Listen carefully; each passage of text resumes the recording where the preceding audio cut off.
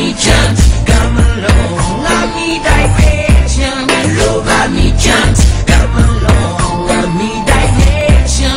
Love me chance, till the end of time. Yéen a ngi seen émission Discover ak Jama le phénomène spécial Balajo tey le nouveau tome de la musique sénégalaise ak kan tey Mr DJ Awadi, l'album Ma Révolution. On va voir du show mais aussi une interview exclusive avec Mr Awadi sur adaka.com dans le nag jàmm. Yes I big up.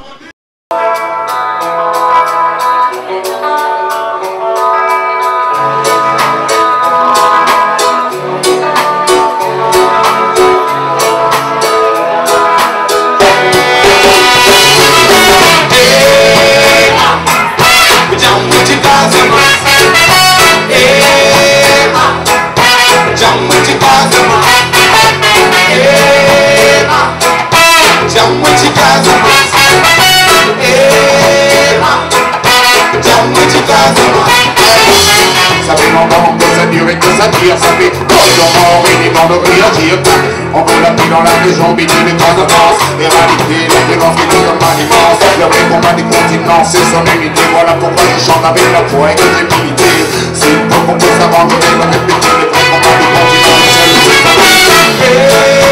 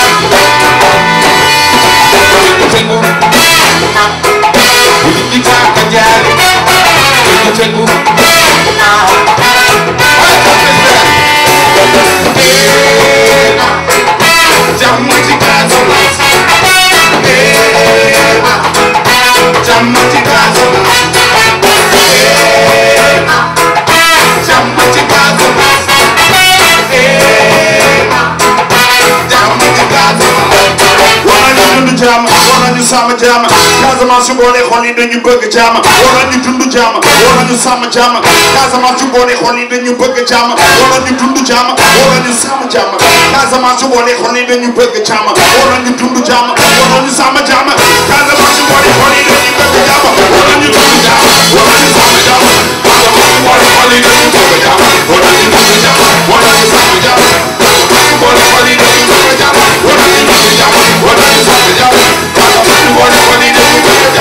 ñu dund jama wala ñu sàmm jama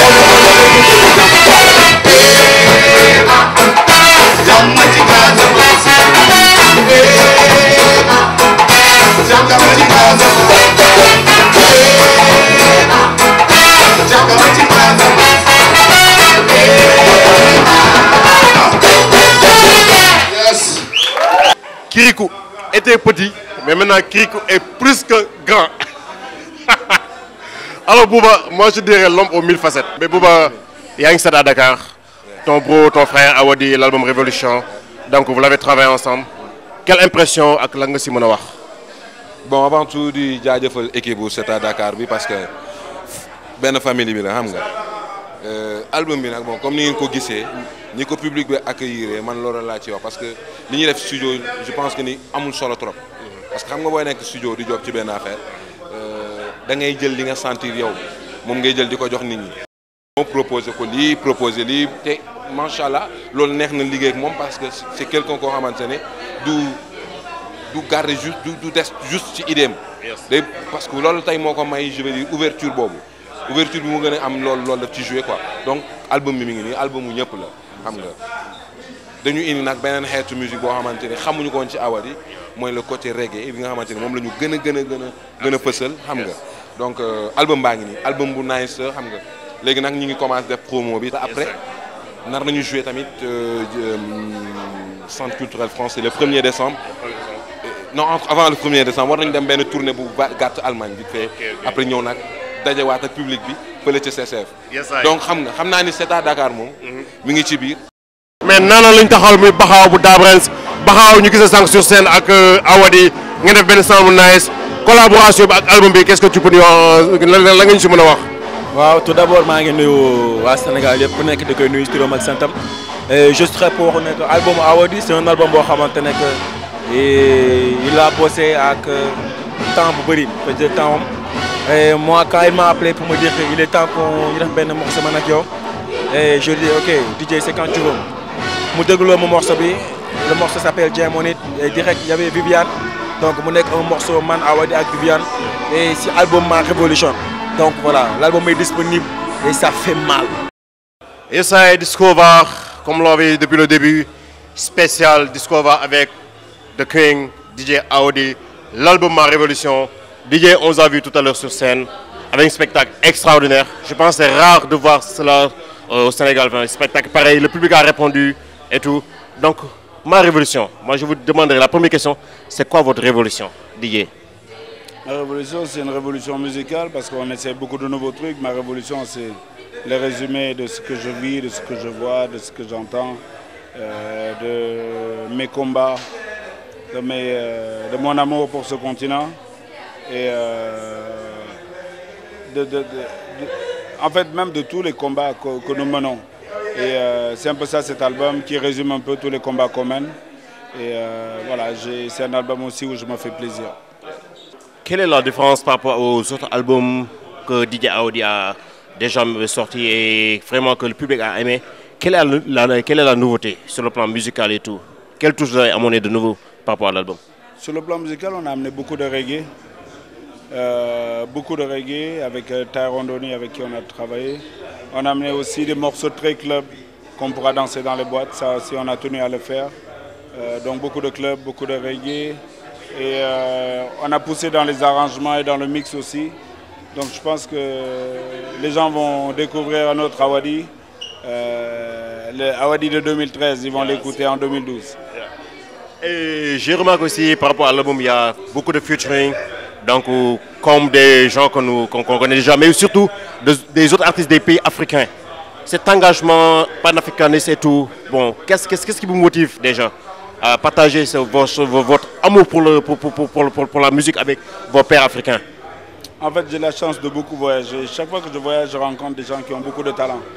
Et souvent, j'aimerais faire un son avec toi et vice-versa. Donc, rapidement, et puis chez moi, j'ai un studio, donc beaucoup d'artistes passent chez moi.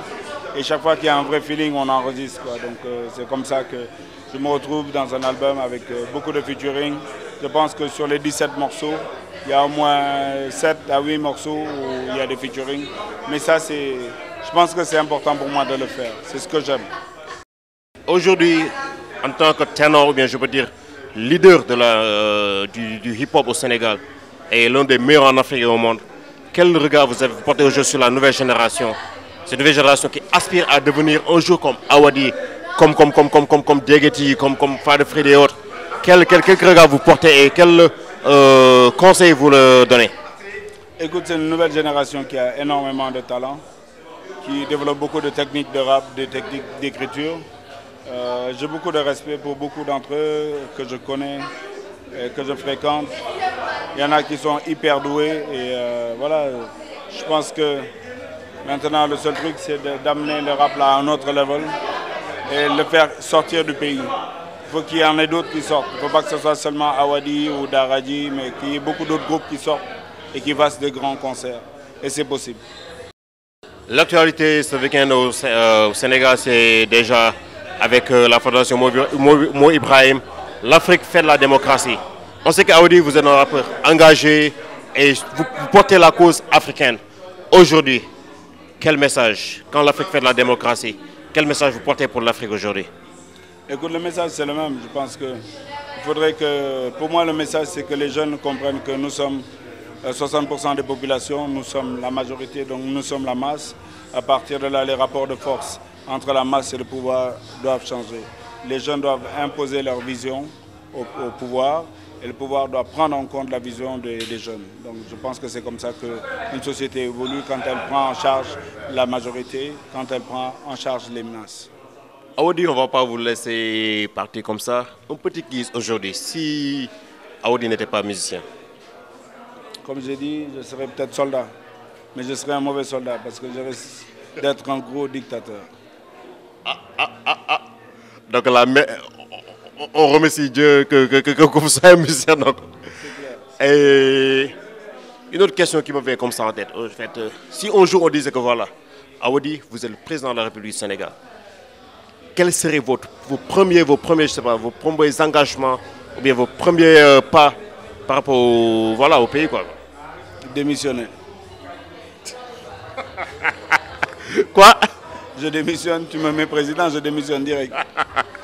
Mais aujourd'hui, avec l'engagement que vous avez sur le plan politique et tout, est-ce qu'on pourrait s'attendre un jour à voir Awadi être candidat ou bien descendre dans l'arène politique? Non, non, pas plus que ça. En tout cas, pas pour le moment. Il ne faut jamais dire jamais. Mais pour le moment, moi, ce qui m'intéresse, c'est de faire de la musique, c'est de faire des films, c'est de faire des projets sociaux, c'est de faire de l'événementiel. Mais la politique politicienne, non, j'en fais assez dans ma musique. Je pense que si tout le monde connaît sa place, tu vois, les choses vont bien aller. Mais si jamais, parce qu'on t'applaudit, tu penses que tu es un homme politique, tu risques de te planter. Donc pour le moment, je ne pense pas que je peux être un homme politique. Donc je ferais bien de connaître ma place et rester à ma place. Aujourd'hui, l'album s'est sorti sur le plan national. Est-ce qu'il y a une sortie internationale et comment ça va se passer pour la promotion, les dates et autres? L'album il sort au plan international en février. Mais déjà, bon, on a une date la semaine prochaine en Allemagne, à partir du 21 plutôt. Et ensuite, on va au Mali, au Tchad. Je pense qu'il y a la Gambie derrière. Il y a d'autres pays qui sont en train de se caler, mais bon, on va y aller step by step. Ma dernière question, en fait, aussi, c'est un ami qui m'a demandé de vous poser la question. Aujourd'hui, s'il y avait une réincarnation de Awadi, en quelle personne, bien, en quelle figure vous allez vous allez prendre quoi, voilà. Je pense que je reviendrai à Awadi, j'aime bien. Awadi, ça me convient. Parce que je ne pourrais jamais être un autre. Il y a des gens qu'on admire, mais leur parcours est tellement fort que je n'ai pas la prétention de pouvoir faire ce qu'ils ont fait. Donc même si j'adore Sankara, je resterai à Awadi. Moi, je m'attends à ce que vous me disiez Thomas Sankara. Ouais, mais tu vois, c'est un parcours Thomas Sankara, c'est pas seulement une icône comme ça. Donc. Et je ne pense pas que si j'étais Thomas Sankara, j'aurais fait ce qu'il a fait. Donc je préfère rester un petit Awadi, rester sur mes petites scènes. En tout cas, pour Seda Dakar et Discover, ça fait plaisir vraiment que vous nous accordez cette spéciale avec vous. Et le mot de la fin pour Discover, pour Seda Dakar, pour l'émission, pour les gens qui suivent l'émission. Le mot de la fin, je n'en ai jamais. Parce que je considère que ce n'est pas la fin. Peace. Thank you, Discover. C'était avec DJ Awadi ici au Balajo. Donc, l'album Ma Révolution dans les bacs. Il faut l'acheter et surtout ne pas pirater l'album. Awadi, on ne le présente plus. C'est du bon son, c'est du bon. Voilà, je sais pas, je perds même mes mots. Mais surtout, les gars, pas de piraterie. Achetez l'album et surtout, prenez en compte les messages, les paroles du King, du DJ. Discover, c'était aujourd'hui, voilà, ça en est fini pour aujourd'hui. Avec Jama le phénomène. Next level, Benen Yon, c'est Benen Vibes. Discover, c'est radakar.com. Peace out, big up.